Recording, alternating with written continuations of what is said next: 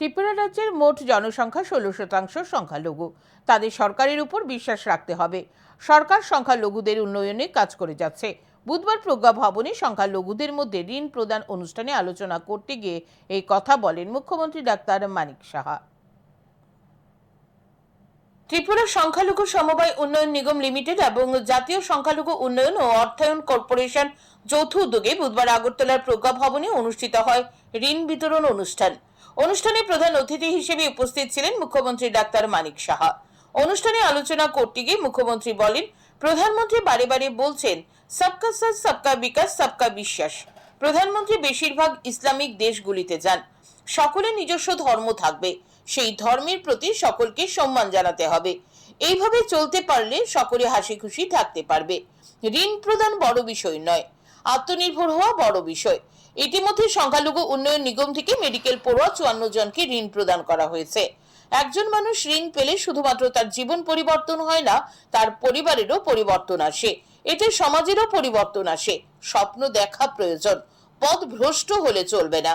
চ্যালেঞ্জকে মোকাবেলা করে সামনের দিকে এগিয়ে যেতে হবে। বৈচিত্র্যের মধ্যে ঐক্য ত্রিপুরার বড় শক্তি।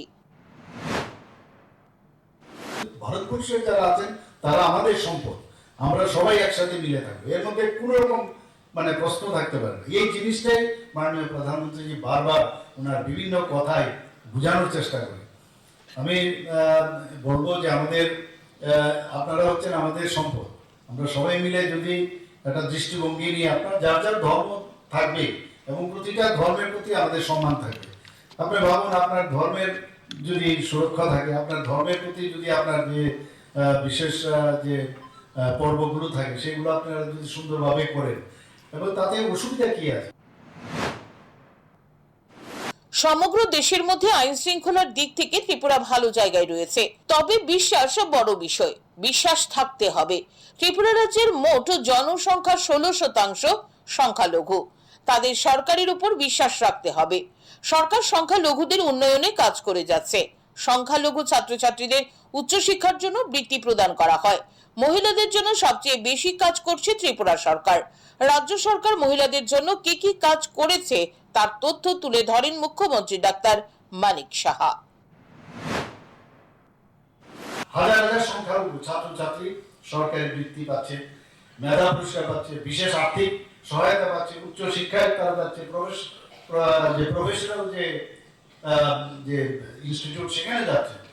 আমি এখানে উল্লেখ করতে চাই যে পেশাগত শিক্ষার জন্য এখানে দপ্তর থেকে 1 লক্ষ টাকার আর্থিক সহায়তা আজ বহু পরিবারের কাছে আশীর্বাদ হয়ে উঠবে। ভাবা যায় না এই ধরনের ব্যাংকে যাবে না, কম সুদের মাধ্যমে সেটা দেওয়া হচ্ছে।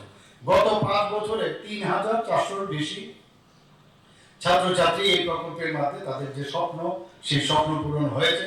আমাদের সরকার নারী শিক্ষার উপর বিশেষ গুরুত্ব দিয়েছে, আপনারা সবাই জানেন। এই দিনের অনুষ্ঠানে মুখ্যমন্ত্রী ছাড়া উপস্থিত ছিলেন সংখ্যালঘু কল্যাণ দপ্তরের মন্ত্রী শুক্লাচরণ নোয়াতিয়া, সংখ্যালঘু উন্নয়ন নিগমের চেয়ারম্যান সহ সংখ্যালঘু কল্যাণ দপ্তরের আধিকারিকরা। এই দিনের অনুষ্ঠানে সুবিধাভোগী সংখ্যালঘুদের হাতে ঋণের মঞ্জুরি পত্র, সংখ্যালঘু ছাত্রীদের হাতে বৃত্তি ইত্যাদি তুলে দেওয়া হয়।